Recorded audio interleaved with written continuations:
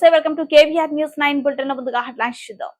Rajiv Gandhi civils అభయహస్తం పథకాన్ని ప్రజాభవన్ లో ప్రారంభించిన సీఎం రేవంత్ రెడ్డి. రషీద్ కుటుంబానికి అండగా ఉంటామని వైఎస్ఆర్సీపీ అధ్యక్షుడు మాజీ ముఖ్యమంత్రి వైఎస్ జగన్మోహన్ రెడ్డి. వాయుగుండంగా మారిన అల్పపీడనం ఏపీ తెలంగాణకు అతి భారీ వర్ష సూచన. ఎడతెరిపి లేని వర్షాలతో దుమ్ముగూడెం మండలంలో పొంగి పొర్లుతున్న వాగులు వంకలు.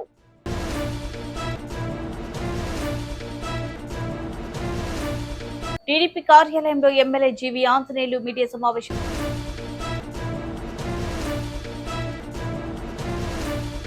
రాజీవ్ గాంధీ సివిల్స్ అభయహస్తం పథకాన్ని సీఎం రేవంత్ రెడ్డి ప్రజాభవన్ లో ప్రారంభించారు. ఇందులో భాగంగా సివిల్స్ ప్రిలిమ్స్ పాస్ అయిన రాష్ట్ర అభ్యర్థులకు సింగరేణి సంస్థ ద్వారా ఆర్థిక సాయం అందించనున్నారు. అంతకుముందు సివిల్స్ ప్రిలిమ్స్ పాస్ అయిన రాష్ట్ర అభ్యర్థులతో సీఎం ముఖాముఖి నిర్వహించారు. కార్యక్రమంలో మంత్రులు భట్టి విక్రమార్క, మంత్రి సీతక్క, పొంగురెడ్డి శ్రీనివాసరెడ్డి, జూపల్లి కృష్ణారావు, కోమటిరెడ్డి వెంకటరెడ్డి, పిఎస్ శాంతికుమారి, సింగరేణి సిఎండి బలరాం పాల్గొన్నారు.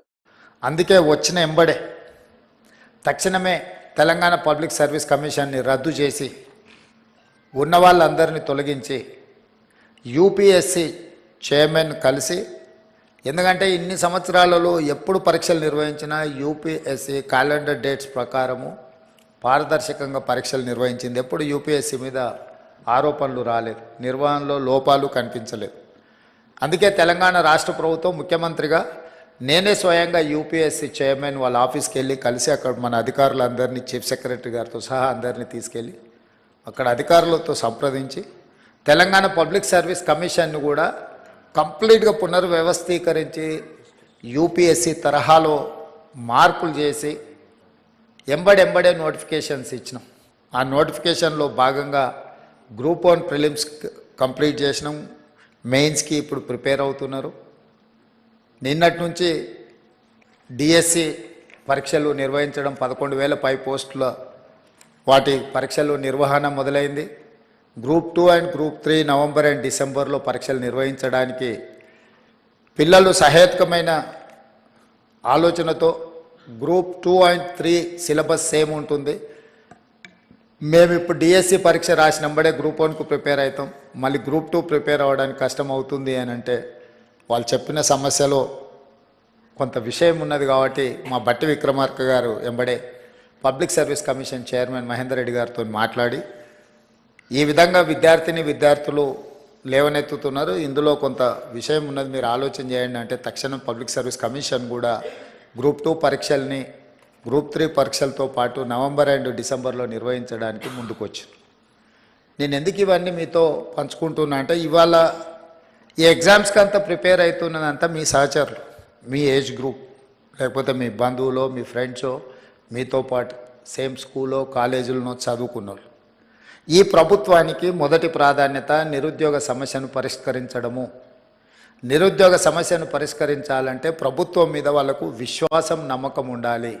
ఎస్, ఈ ప్రభుత్వం పరీక్షలు సరైన సమయంలో నిర్వహిస్తుంది, సమర్థవంతంగా నిర్వహిస్తుంది, సమర్థులైన వాళ్ళను ఎంపిక చేస్తుంది, సామాజిక న్యాయాన్ని పాటిస్తుంది, SC ST OBC reservations and women reservations అన్నిటినీ పకడ్బందీగా అమలు చేస్తుంది. ఎవరు ఎలాంటి ఆలోచనలు కానీ అపనమ్మకాలతో ఉండాల్సిన అవసరం లేదు అనేది ఆ భావన రావడానికే ఈరోజు పబ్లిక్ సర్వీస్ కమిషన్లో సివిల్స్ మీరు ఎగ్జామ్స్ రాసిన వాళ్ళు ఎవరు కూడా ఎగ్జామ్స్ నిర్వహించిన సంస్థ మీద ఎవరు ఆరోపణలు చేయలే. ఎందుకంటే ఆ సంస్థ మీద మీకు నమ్మకం ఉంది కాబట్టి మీ కాన్సన్ట్రేషన్ అంతా, మీ ఫోకస్ అంతా మీ ప్రిపరేషన్ మీద ఉంది. కానీ దురదృష్టవశాత్తు తెలంగాణలో గత 10 సంవత్సరాలలో ప్రతిసారి విద్యార్థులు పరీక్షలకు ప్రిపేర్ అయ్యేదానికంటే నిర్వహిస్తున్న సమస్య మీద కొట్లాడడానికి ప్రభుత్వం మీద. మీ కుటుంబానికి అండగా ఉంటామని వైఎస్ఆర్సీపీ అధ్యక్షుడు మాజీ ముఖ్యమంత్రి వైఎస్ జగన్మోహన్ రెడ్డి రషీద్ కుటుంబ సభ్యులకు హామీ ఇచ్చారు. 2 రోజుల క్రితం తెలుగుదేశం గూండాల చేతిలో రషీద్ దారుణ హత్యకు గురైన సంగతి తెలిసిందే. ఈ నేపథ్యంలో శుక్రవారం వినుకొండకు రోడ్డు మార్గంలో వచ్చిన ఆయన సాయంత్రం 5:30 గంటలకు రషీద్ నివాసానికి చేరుకున్నారు. రషీద్ చిత్రపటానికి నివాళులు అర్పించారు. అనంతరం రషీద్ కుటుంబ సభ్యులను పరామర్శించారు. రషీద్ సోదరుడు ఖాదర్ వైఎస్ జగన్మోహన్ రెడ్డికి హత్య జరిగిన తీరును సెల్ ఫోన్లు చూపించి వివరించారు. తన సోదరుడు వైఎస్ఆర్సీపీలో పనిచేస్తున్నాడని, కక్షతోనే హత్య చేయించారని, ఈ హత్య వెనుక ఎమ్మెల్యే జీవి ఆంజనేయులు ఉన్నారని చెప్పారు. రషీద్ తల్లి బడేబీ మాట్లాడుతూ తన కుమారుడు తన పనేంటో తాను చూసుకునేవాడని, ఎలాంటి గొడవలకు వెళ్లడన్నారు. ఎమ్మెల్యే మనుషులు తన కొడుకును టార్గెట్ చేసి హత్య చేయించారని కన్నీళ్లు పర్వంతమయ్యారు. జిలానీ రషీద్ ను అన్నా అని పిలుస్తుంటాడని, కేవలం రాజకీయ కక్షతోనే నరికి చంపేశారని ఆవేదన వ్యక్తం చేసింది. మద్యం షాప్ లో సూపర్వైజర్ గా చేస్తున్న తన తమ్ముడు 8 గంటలకు షాప్ క్లోజ్ చేశాడని, ఆ సమయంలో నిందితుడు వెనుక నుంచి వచ్చి హత్య చేశాడని ఖాదర్ వివరించారు. 45 రోజులుగా రాష్ట్రంలో పరిస్థితి ఏమిటి అని చెప్పి ఒకసారి ఏ సామాన్యుడిని అడిగినా కూడా ఆ ప్రతి సామాన్యుడి నోట్లో నుంచి కూడా వచ్చే మాట ఒకటి, ఈ రాష్ట్రంలో లా అండ్ ఆర్డర్ లేదు, ఈ రాష్ట్రంలో ఆటవిక పాలన సాగుతా ఉంది, ఈ రాష్ట్రంలో తెలుగుదేశం పార్టీ వారు ఎవరైనా సరే వాళ్ళు తెలుగుదేశం పార్టీ వారు అయితే చాలు, ఎవరినైనా కూడా వాళ్ళు పోయి కొట్టచ్చు, ఎవరి ఆస్తులైనా కూడా వాళ్ళు ధ్వంసం చేయొచ్చు, ఎవరినైనా హత్య చేయొచ్చు, ఎవరి మీదైనా హత్యా ప్రయత్నం చేయొచ్చు.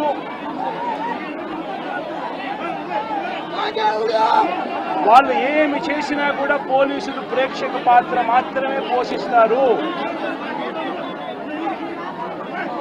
పోలీసులు ఇంకా అటువైపు నుంచి ఎవరైనా కేసు పెడితే దొంగ కేసులు వాళ్ళే తప్పు చేశారని అంటూ పోలీసులు కూడా బనాయిస్తారు అనే ఒక నీచ సంస్కృతి ఈరోజు రాష్ట్రంలో రాజ్యం వెళ్తా ఉంది.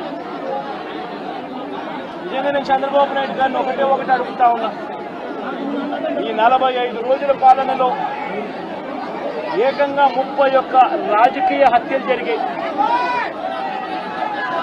31 కూడా కాదు, ఇక్కడికి రాకముందు మా వాళ్ళు నాకు చెప్పిన సంఖ్య 36.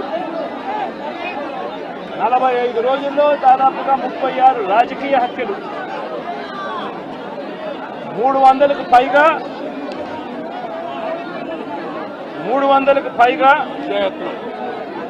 హత్యాయత్నాలు, 300కు పైగా హత్యాయత్నాలు.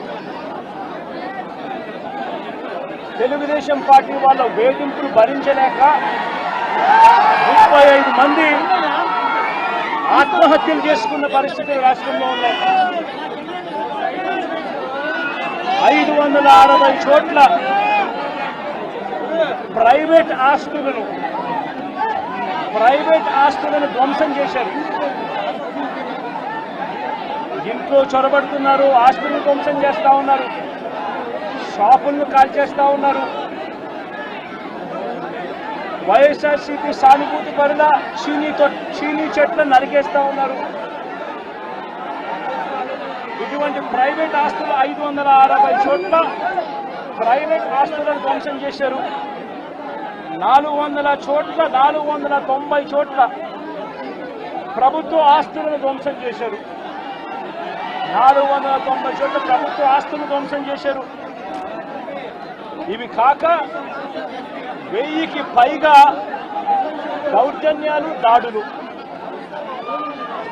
1000కి పైగా దౌర్జన్యాలు, దాడులు. ఈ 45 రోజుల్లో తెలుగుదేశం పార్టీ అధికారంలోకి వచ్చిన తర్వాత ఈ రాష్ట్రంలో ఇది లా అండ్ ఆర్డర్ పరిస్థితి. నేను అడుగుతా ఉన్నాను, ఒకసారి ఆలోచన చేయమని అడుగుతా ఉన్నాను. ఎంతటి దారుణంగా లా అండ్ ఆర్డర్ పరిస్థితి ఉంది అన్న దానికి నిదర్శనము ఈ రషీద్ కేసే ఒకటి తీసుకోండి కావాలంటే. రషీద్ కేసే ఒకటి కావాలంటే తీసుకోండి. ఇదే వినుకొండకు ఇంతకు ముందు ఎస్పీగా రవిశంకర్ రెడ్డి అని చెప్పి ఇంతకుముందు ఎస్పీగా ఉన్నారు. మంచి ఆఫీసరు, అప్రైట్ ఆఫీసరు. ఎన్నికల వేళ వీళ్ళకున్న పలుకుబడితో ఆ ఆఫీసర్ను తప్పించేశారు. తర్వాత వీళ్ళకు కావలసిన అధికారిని బిందు మాధవ్ అనే అధికారిని ఎస్పీగా తెచ్చుకున్నారు.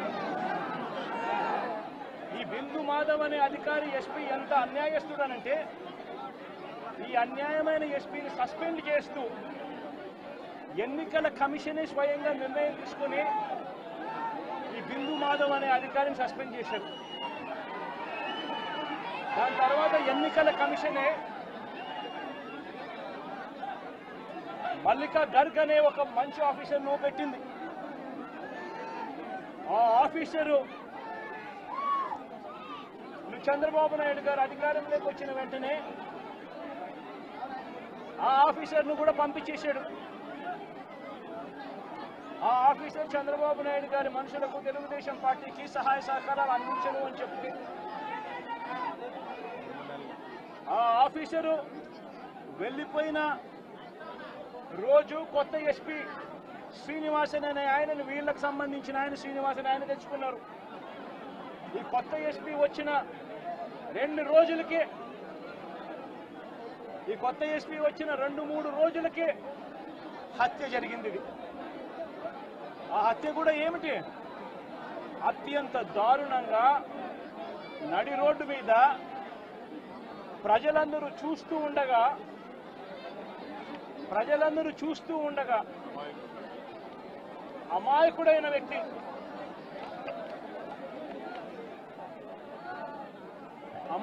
వ్యక్తి ఈ వ్యక్తి ఒక సాధారణ ఉద్యోగస్తుడు. వైన్ షాప్లో తాను పనిచేసుకుంటూ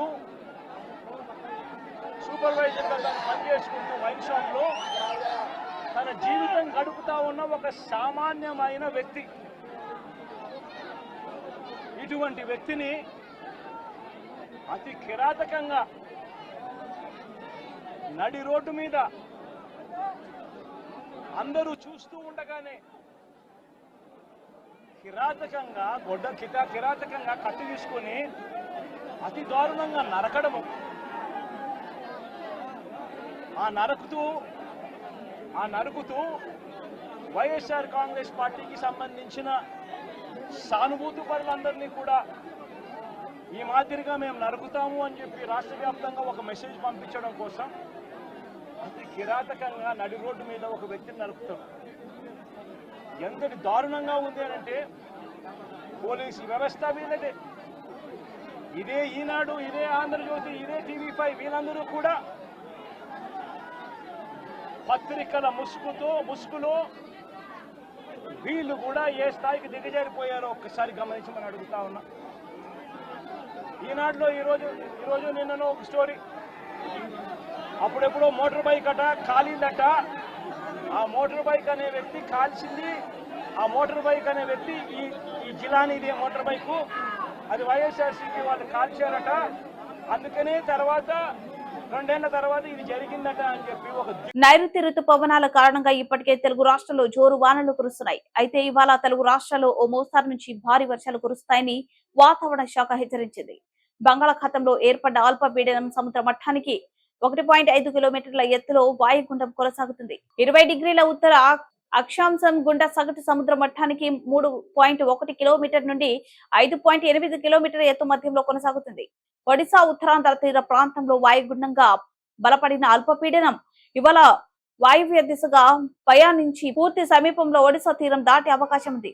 ఆ తర్వాత క్రమంగా బలపడనున్న వాయుగుండం ఏపీలో 2 జిల్లాలకు రెడ్ అలర్ట్, 12 జిల్లాలకు ఆరెంజ్ అలర్ట్ జారీ చేసింది ఐఎండీ. ఇవాళ శ్రీకాకుళం, విజయనగరం, పార్వతీపురం, మాన్యం, అల్లూరి సీతారామరాజు, ఏలూరు, ప్రకాశం, నంద్యాల జిల్లాలో అక్కడక్కడ పిడుగులతో కూడిన మోస్తారు వర్షాలు కురిసే అవకాశం ఉంది.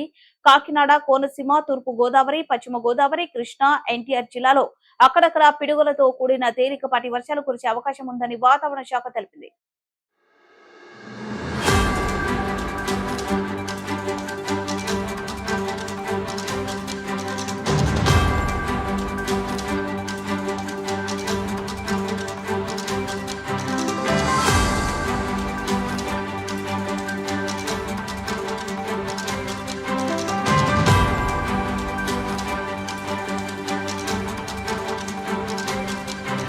తెలంగాణ రాష్ట్ర వ్యాప్తంగా గత 4 రోజులుగా ఎడతెరపు లేని వర్షాలు కురుస్తుండగా భద్రాద్రి కొత్తగూడెం జిల్లా దుమ్ముగూడెం మండలంలో కూడా భారీ వర్షాలు కురుస్తున్నాయి. ఎడతెరపి లేని వర్షాలు కురుస్తున్న కారణంగా మండలంలో ప్రధాన వాగులైన గుబ్బలమంగి వాగు, సీతవాగు, తూరిబాక వాగులు ఉధృతంగా పొంగి ప్రవహిస్తున్నాయి. మండలంలో ప్రధాన చెరువులైన చిన్న గుబ్బలమంగి ప్రాజెక్టు పూర్తి స్థాయిలో నిండి చెరువు అరుగు నుండి ప్రమాద స్థాయిలో నీరు ప్రవహిస్తుంది. దీంతో పాటు మండలంలో పెద్ద చెరువులైన గంగోలు చెరువు, కొంగవాగు చెరువు, తులసమ్మ వాగు చెరువు తదితర చెరువులు పూర్తి స్థాయిలో నుండి అలుగుల నుండి బయటకు నీరు ప్రవహిస్తుంది. మండలంలో గల చిన్న చెరువులు, కుంటలు కూడా పూర్తి స్థాయిలో నుండి నిండు కుండలను తలపిస్తున్నాయి. గుబ్బలమంగి వాగు ఉధృతంగా ప్రవహిస్తుండటంతో పెద్ద నల్లబల్లి గ్రామం మీదుగా ఛత్తీస్గఢ్ రాష్ట్రానికి వెళ్లే ప్రధాన రహదారికి లక్ష్మీపురం గ్రామం వద్ద భారీగా వరద నీరు చేరడంతో గౌరవరం, పైడిగూడెం ఆయా ప్రాంతాలకు రాకపోకలు స్తంభించాయి. బైరగులపాడు, సున్నంబట్టి గ్రామాల మధ్య గల మార్గానికి గోదావరి ఎగపోటు భారీ వర్షంతో వచ్చిన వరద నీరుతో రోడ్డుపై భారీగా వరద నీరు చేరడంతో ఆ గ్రామానికి భావ్య ప్రపంచానికి సంబంధాలు నిలిచిపోయాయి. ఆ గ్రామం జల దిగ్బంధంలో ఉంది. మరోపక్క గోదావరి కూడా క్రమేపీ పెరుగుతుంది. దుమ్ముగూడెం ఆయకట్ట వద్ద గోదావరి ఉగ్రరూపం దాల్చింది. శుక్రవారం నుండి శనివారం మధ్య వరకు దుమ్ముగూడెం మండలంలో 7.5 సెంటీమీటర్ల వర్షపాతం నమోదైంది.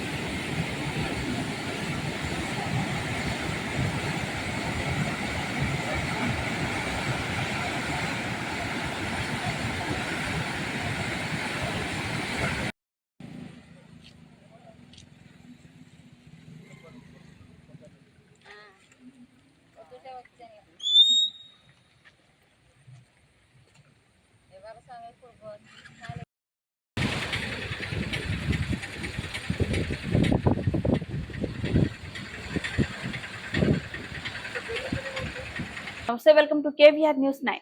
టీడీపీ కార్యాలయంలో ఎమ్మెల్యే జీవి ఆంజనేయులు మీడియా సమావేశంలో మాట్లాడుతూ జగన్ సేవ రాజకీయాలు చేయడం సిగ్గుచేటని వినుకొండ ఎమ్మెల్యే జీవి ఆంజనేయులు అన్నారు. రషీద్ జిలానీల కుటుంబాలు బలి అవ్వడానికి కారణం బొల్ల బ్రహ్మనాయుడు రౌడీయిజాన్ని ప్రోత్సహించింది వైసీపీ ప్రభుత్వమని అన్నారు. ఈ కార్యక్రమంలో మాజీ ఎమ్మెల్యే మక్కిన మల్లికార్జునరావు, టీడీపీ నాయకులు పాల్గొన్నారు.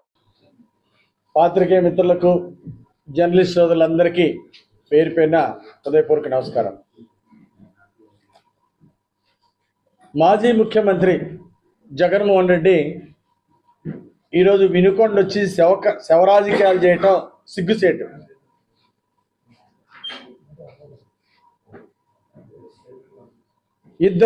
ఇద్దరు వ్యక్తుల మధ్య వైఎస్ఆర్ పార్టీలో పనిచేస్తున్నప్పుడు గత సంవత్సరం పండగ రోజు, తొలి ఏకాదశి పండగ రోజు వ్యక్తిగతంగా దూషించుకోవటం, తగాదు పెట్టుకోవటం, గొడవ పట్టడం జరిగింది. ఆ తర్వాత జిలానీ మీద 307 కేసు బుక్ చేసి పోలీసుల చేత కొట్టించి జిలానీని ఇబ్బంది పెట్టారు. ఆ తర్వాత జిలానీ కుటుంబం మీద దాడి చేసి ఇంటిలో వాళ్ళ అన్నను కొట్టి, మహిళలను కూడా చూడకుండా కిరాతకంగా మహిళలను కొట్టి మోటార్ బైక్ తగలబెట్టారు. ఇన్ని చేసినా కానీ కేసు నమోదు కాకుండా అడ్డుపడ్డది బొల్ల బ్రహ్మనాయుడు, ఆనాడు ఎమ్మెల్యే. ఈరోజు జగన్మోహన్ రెడ్డి వినుకొండ ప్రజలకు క్షమాపణ చెప్పాలా. ఆ రోజు జిలానీ మీద జిలాని ఇంటి మీద జరిగిన దాడిని చర్య తీసుకొని ఉంటే, కేసు నమోదు చేసి చర్య తీసుకొని ఉంటే ఈరోజు రషీద్ చనిపోయేవాడు కాదు, ఈరోజు జిలాని అంత కూడా అయ్యేవాడు కాదు. ఆ రోజేమో బొల్లా బ్రహ్మనాయుడు తన స్వార్థం కోసం అధికారాన్ని గుప్పెట్లో పెట్టుకొని పోలీసులు చర్య తీసుకుంటామన్నా అడ్డుకున్నాడు. నడిబొడ్లో జరిగితే, ఇంత దారుణం జరిగితే కేసు కూడా ఎఫ్ఐఆర్ కూడా కాకుండా అడ్డుపడ్డాడు. అందుకే ప్రైవేట్ కేసుకి వెళ్ళాడు. జిలానీ బ్రదరు షేక్ జానీ బాషా ప్రైవేట్ కేసులో వారి బండి తగలబెట్టింది AP 27 BT 0388 బుల్లెట్ బండిని తగలబెట్టింది కూడా ఈరోజు కోర్టు గతంలో 2022లోనే కోర్టుకు వెళ్ళిన ఆధారాలు. ఇగో ఒక మాజీ ముఖ్యమంత్రి హోదాలో ఎవరు ఏది పడితే అది రాసిస్తే దాన్ని మాట్లాడటం సిగ్గుసేటు, ఆధారాలు లేకుండా మాట్లాడటం దురదృష్టకరం. ఇద్దరు వ్యక్తుల మధ్య ఉన్నటువంటి ద్వేషాలు ఈరోజు మొన్న జరిగినటువంటి హత్య కారణమైతే దాన్ని శవరాజకీయాలు పులవటం, తెలుగుదేశం పార్టీ మీద బురదల్లటం, తెలుగుదేశం పార్టీలో ఒక సభ్యత్వం కూడా లేని వ్యక్తి మీద బురదల్లటం చాలా దురదృష్టకరం. ఈ జిలాని చనిపోయిన వ్యక్తి ఇద్దరు కూడా వైఎస్ఆర్ పార్టీ కార్యకర్తలు ఉన్నప్పుడు గొడవ జరిగింది వాస్తవం కాదా? దాని గురించి ఎందుకు మాట్లాడరు? ఇద్దరు వ్యక్తుల మధ్య జరిగినటువంటి గొడవని ఈరోజు పార్టీలకి రంగు పూస్తారా? మీ పార్టీలో గతంలో పనిచేసినటువంటి వాళ్ళు వైఎస్ఆర్ పార్టీలో ఈరోజు బొల్లా బ్రహ్మనాయుడు దుర్మార్గాల వలన, రౌడీజాన్ని గుండాయిజాన్ని ప్రోత్సహించినందు వలన ఈరోజు జిలానీ హంతకుడిగా మారాడు. అలాగే రషీద్ దురదృష్టవశాత్తు చనిపోవటం వల్ల వాళ్ళ కుటుంబం నష్టపోయింది. మేము కఠినంగా వ్యవహరిస్తాం అంటే మీలాగా కాదు. గతంలో జల్లయ్యని చంపిన, చంద్రయ్యని చంపిన, అలాగే నరసరావుపేటలోని ఇబ్రహీం అతి దారుణంగా చంపిన ఏ రోజైనా మాట్లాడా? ఆ రోజు ముఖ్యమంత్రిగా ఉన్నటువంటి జగన్మోహన్ రెడ్డి సిగ్గుందా? ఈరోజు వచ్చి శవరాజకీయాలు చేయడానికి సిగ్గుందా నీకు? జగన్మోహన్ రెడ్డి అడుగుతున్నా. ఆ రోజు ఇబ్రహీం చంపినప్పుడు నర్సాపేటలో నువ్వు ఎందుకు మాట్లాడలేదు? అలాగే ఆ రోజు గతంలో మీ ప్రభుత్వంలో రౌడీజాన్ని మీరు ప్రోత్సహించడం, గూండాయిజాన్ని ప్రోత్సహించడం, గంజాయి గుట్కాలు ప్రోత్సహించడం, నాసి రకం బ్రాందీ విస్కీని ప్రోత్సహించడం, యథేచ్ఛగా అమ్మటం, దీనివల్లనే గూండాయిజాన్ని మీరు పెంచి పోషించారు. దానివల్ల ఈ దుష్పరిణామం జరిగింది. ఈరోజు రషీద్ చనిపోయాడంటే కారణం, ఈరోజు జిలానీ ఒక అంతడుగా మారాడంటే కారణం మీరు ఆనాడు ముఖ్యమంత్రి గుండి సరైన చర్యలు తీసుకోకపోవటం, జరిగినటువంటి గొడవల మీద ఆ రోజు మీరు చర్యలు తీసుకొని ఉంటే, ఆ రోజు ఎమ్మెల్యేగా ఉన్నటువంటి బొల్లా బ్రహ్మనాయుడు చర్యలు తీసుకొని ఉంటే ఈరోజు 2 కుటుంబాలు నష్టపోయాయి కాదు. 2 కుటుంబాల మధ్య జరిగినాయి. ఈ విధంగా చిత్రీకరించి రాజకీయ స్వార్థ ప్రయోజనాల కోసం చిత్రీకరించడం ఇది చాలా దుర్మార్గం. జగన్మోహన్ రెడ్డి వలన, పరిపాలన వలన, బొల్లా బ్రహ్మనాయుడు వలన, రౌడీజం గూండాయిజం ప్రోత్సహించినందువలన ఆ రోజులు దాడులు జరిగిన వాళ్ళ మీద కేసులు ముగించే ముందు హెడ్లైన్స్ మరోసారి. రాజీవ్ గాంధీ సివిల్స్ అభయహస్తం పథకాన్ని ప్రజాభవన్ లో ప్రారంభించిన సీఎం రేవంత్ రెడ్డి. రషీద్ కుటుంబానికి అండగా ఉంటామని వైఎస్ఆర్సీపీ అధ్యక్షుడు మాజీ ముఖ్యమంత్రి వైఎస్ జగన్మోహన్ రెడ్డి. వాయుగుండంగా మారిన అల్పపీడనం ఏపీ తెలంగాణకు అతి భారీ వర్ష సూచన. ఎడతెరిపి లేని వర్షాలతో దుమ్ముగూడెం మండలంలో పొంగిపొర్లుతున్న వాగులు వంకలు.